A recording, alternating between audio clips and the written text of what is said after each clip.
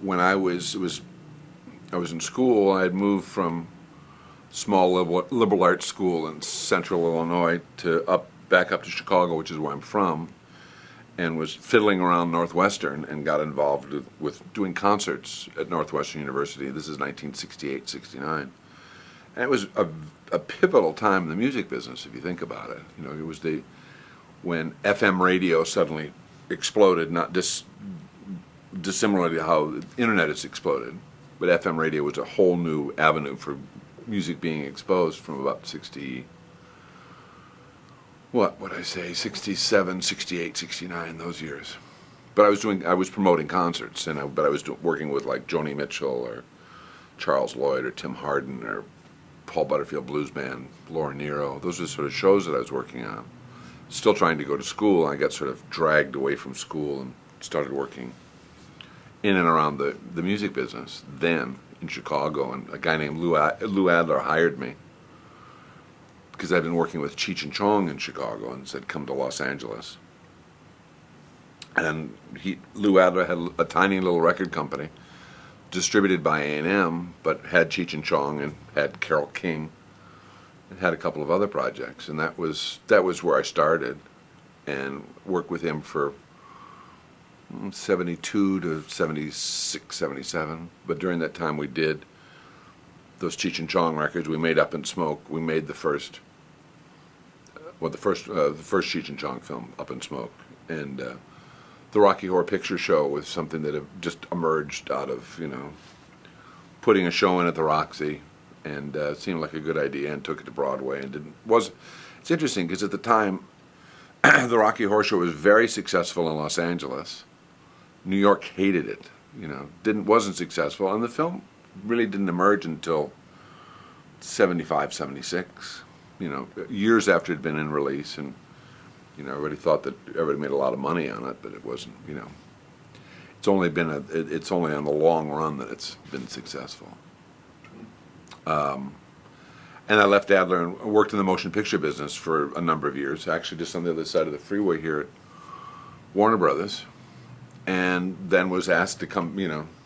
Mo Austin called me in 1986 and said, well, how about if you come back to the music business?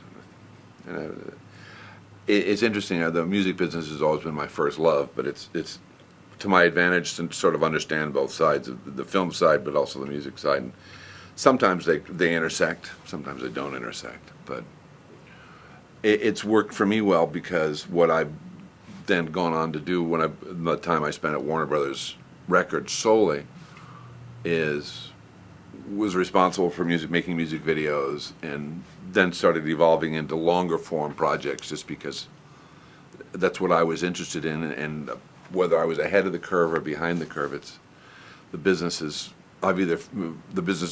followed me or I followed it. I'm not quite sure which one, but the easiest way to contextualize what I do is that I'm a facilitator. I'm there to work with the artist and to guide them through the process of quite whatever they want to do. And as the business has evolved from analog recording to digital recording to CDs to DVDs, it's helping the artist through the process of understanding the medium and then working within the medium. I had been working for Warner's when I was in the feature motion picture business, producing. I mean, I was a line producer, meaning that I was the guy physically on the set every day making sure that we were staying on schedule and people were showing up, and what a line producer does. And not really having a lot of fun with it. It was all right, but I wasn't my favorite. And to amuse myself, there was a guy at Warner's named Jeff Aroff, who you know, and I used to do stuff, he'd call me up because he knew that I had more film knowledge than he did. And this thing, music video, was just starting to really emerge, in terms of being important. I used to make music videos for him. Or I'd fix music videos, because I had a certain amount of editing experience. And the pivot was probably, I found this guy from Chicago that was a medical illustrator, and he decided he didn't want to do that anymore and he wanted to become an animator. But he had this absolute amazing skill because he studying, if you're going to become a medical illustrator, you go to medical school and you live in studying Gray's Anatomy. And the guy's name was Michael Patterson, and we found a record, and he animated. It was a group called Aha. If you remember Aha, Take on Me. And off the strength of that, they said, well, maybe you should keep doing this.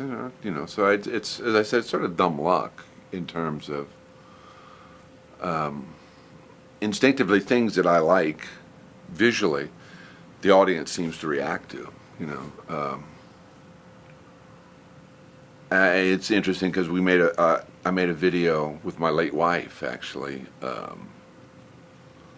for Van Halen, and the band wasn't crazy about it, but they still let us, at the end of the day, they let us go with it, and it was called Right Now, which again was just sort of a departure from, that's sort of what I like doing, is that you identify what you're supposed to do and then try and figure out how you can vary off the center by 10 degrees one way or the other.